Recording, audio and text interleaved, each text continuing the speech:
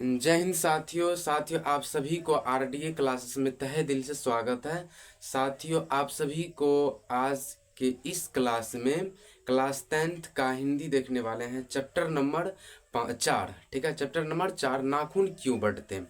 तो नाखून क्यों बढ़ते हैं, आज सारा का सारा ऑब्जेक्टिव देखेंगे इन चैप्टर का।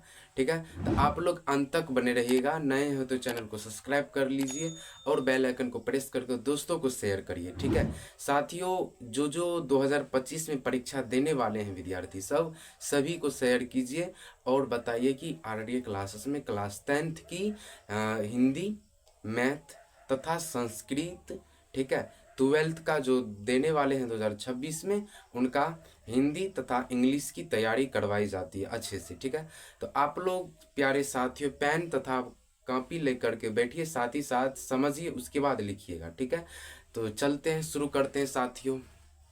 देखिए, चैप्टर का नाम क्या है, तो नाखून क्यों बढ़ते हैं। नाखून क्यों बढ़ते हैं, ठीक है, चैप्टर का नाम क्या है साथियों, नाखून क्यों बढ़ते हैं। जल्दी जल्दी चैट में लिखिए कि नाखून क्यों बढ़ते हैं। तो नाखून क्यों बढ़ते हैं के रचनाकार कौन है, तो हजारी प्रसाद द्विवेदी। नाखून क्यों बढ़ते हैं शीर्षक पाठ के रचनाकार कौन है, तो हजारी प्रसाद द्विवेदी। फिर देखिए नेक्स्ट क्वेश्चन की नाखून क्यों बढ़ते हैं शीर्षक पाठ कौन सी विधा है। नाखून क्यों बढ़ते हैं शीर्षक पाठ कौन सी विधा है साथियों, तो यह एक ललित निबंध है। कौन सी विधा है, यह एक ललित निबंध है। ठीक है, क्या होगा राइट आंसर, ललित निबंध। ठीक है, फिर देखिए नेक्स्ट क्वेश्चन कि हजारी प्रसाद द्विवेदी का जन्म कब हुआ था। हजारी प्रसाद द्विवेदी का जन्म कब हुआ था, यानी कि लेखक साहब के जन्म कब हुए थे, तो साथियों 1907 ईस्वी में हुआ था जन्म। किनका जन्म हुआ था साथियों, तो हजारी प्रसाद द्विवेदी का। फिर देखिए नेक्स्ट क्वेश्चन कि द्विवेदी जी का जन्म कहाँ हुआ था। द्विवेदी जी का जन्म कहाँ हुआ था साथियों, तो उत्तर प्रदेश में। कहाँ हुआ था, उत्तर प्रदेश में द्विवेदी जी का जन्म हुआ था। फिर देखिए नेक्स्ट क्वेश्चन कि हजारी प्रसाद द्विवेदी जी का मृत्यु कब हुई थी, यानी कि लेखक साहब कौन है, तो हजारी प्रसाद। किस चैप्टर के लेखक है, तो नाखून क्यों बढ़ते हैं। तो नाखून क्यों बढ़ते हैं के रचनाकार कौन है, तो हजारी प्रसाद द्विवेदी। हजारी प्रसाद द्विवेदी जी का निधन कब हुआ था, यानी कि मृत्यु कब हुई थी, तो साथियों मृत्यु हुई थी 1979 ईस्वी में। कब हुआ था जी, 1979 ईस्वी में मृत्यु हुआ था। फिर देखिए नेक्स्ट क्वेश्चन कि अनाम दास का पोथा साहित्य किस विधा की रचना है। अनाम दास का पोथा साहित्य की किस विधा की रचना है साथियों, तो यह एक उपन्यास की रचना है। किस विधा की रचना है जी, तो उपन्यास। ठीक है, फिर देखिए नेक्स्ट क्वेश्चन की 7वां कि द्विवेदी जी को आलोक पर्व पर कौन सा पुरस्कार मिला था। द्विवेदी जी को आलोक पर्व पर कौन सा पुरस्कार मिला था, तो पुरस्कार मिला था साहित्य अकादमी। कौन से पुरस्कार मिले थे साथियों, साहित्य अकादमी पुरस्कार मिला था। किनको मिला था, तो द्विवेदी जी का। ठीक है, किनको मिला था भाई, द्विवेदी जी को मिले थे साहित्य अकादमी पुरस्कार। ठीक है, तो साथियों लाइक शेयर कमेंट फास्ट में करिए यार। फिर देखिए नेक्स्ट क्वेश्चन कि मनुष्य को नाखून की जरूरत कब थी। पूरा एनर्जी से रहिए। ठीक है, मनुष्य को नाखून की जरूरत कब थी, तो जंगली जीवन में। जब जंगली जीवन में थे ना मनुष्य, तो उस टाइम जो है ना नाखून की सख्त जरूरत था। ठीक है, यानी कि पाषाण काल में। किस काल में, तो पाषाण काल में जाइएगा ना, तो मनुष्य कैसे दिखते थे, जानवर की तरह। तो नाखून बड़े बड़े रखते थे, तो उनको जो है शिकार करने में अच्छा होता था, मतलब शिकार अच्छे से कर पाते थे।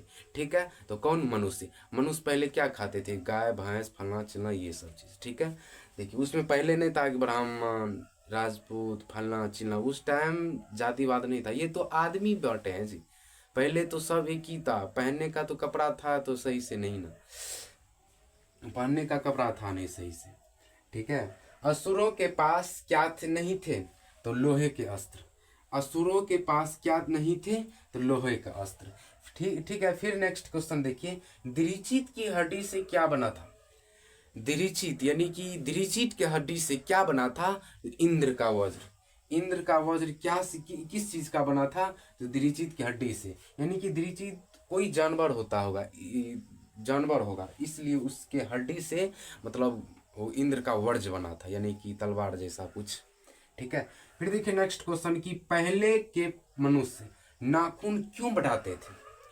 पहले के मनुष्य यानी कि पाषाण काल, मध्य पाषाण काल, आद्य ऐतिहासिक में जाइएगा तो मनुष्य कैसे लगते थे, तो जानवर की तरह। तो पहले के मनुष्य नाखून क्यों अच्छे से संवारते थे, संभालते थे, अच्छे से रखते थे, क्यों? क्योंकि वो अपनी रक्षा के लिए, क्यों संभालते थे साथियों, अपनी रक्षा के लिए वो बढ़ाते थे नाखून बड़ा बड़ा। ठीक है, फिर देखिए नेक्स्ट क्वेश्चन की अंग्रेजी भाषा के पत्र को इंडिपेंडेंस की घोषणा कब की थी?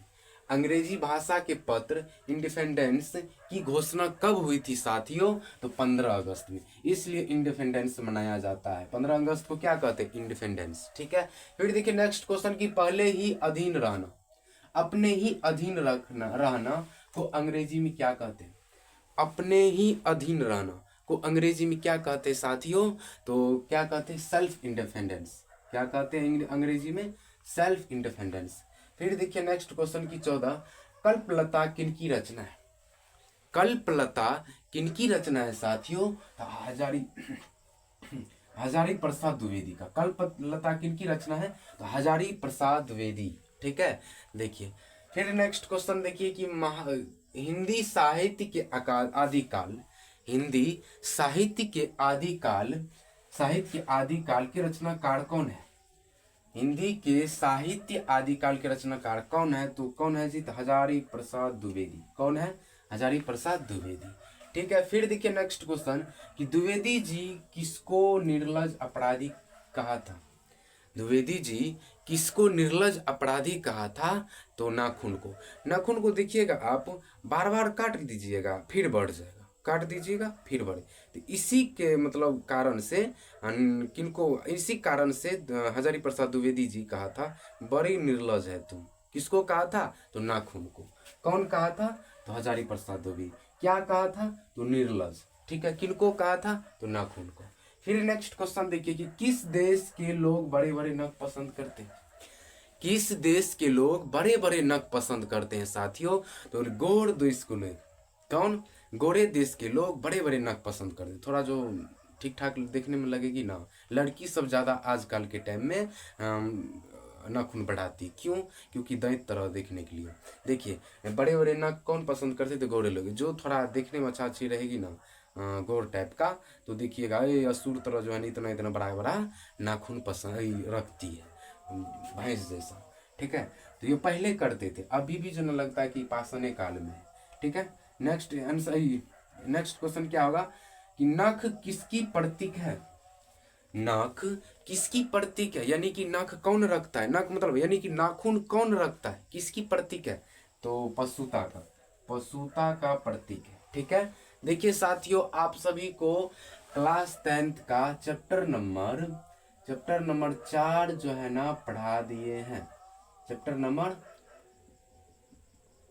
Hindi class 10th chapter number 4 पढ़ा, यानी कि 1 2 3 4 तक चैप्टर हो गया है। ओनली ऑब्जेक्टिव, तो आप लोग इनको याद कर लीजिएगा तथा फेयर कर लीजिएगा, क्योंकि आपको जब नज़दीक आएगी ना बोर्ड परीक्षा तो उसमें टाइम मतलब अच्छा सा रिवाइज करने में टाइम भी बचेगा, अच्छा से रिवाइज भी होगा। तो फेयर रहना चाहिए, यानी कि नोटबुक रहना चाहिए।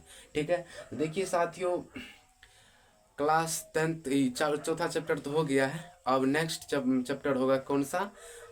ऑब्जेक्टिव पचमा। ठीक है, पचमन होगा जी, पचमा होगा।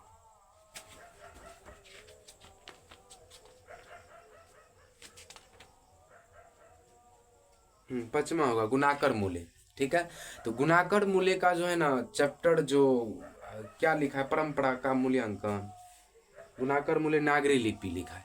तो नागरी लिपि को आप जो है ना अच्छे से पढ़ लीजिएगा, चैप्टर थी एक्सप्लेनेशन अच्छे से पढ़ करके उसके बाद जो हम बताएंगे तो डायरेक्ट ही दिमाग में घुसेगा, ऐसे ही दिमाग में नहीं घुसता है। ठीक है, पहले पढ़ लीजिएगा, उसके बाद हम कल बताएंगे तो आप अच्छे से पहले समझिएगा, उसके बाद लिखिएगा। ठीक है, तो तब तक के लिए टाटा, बाय बाय।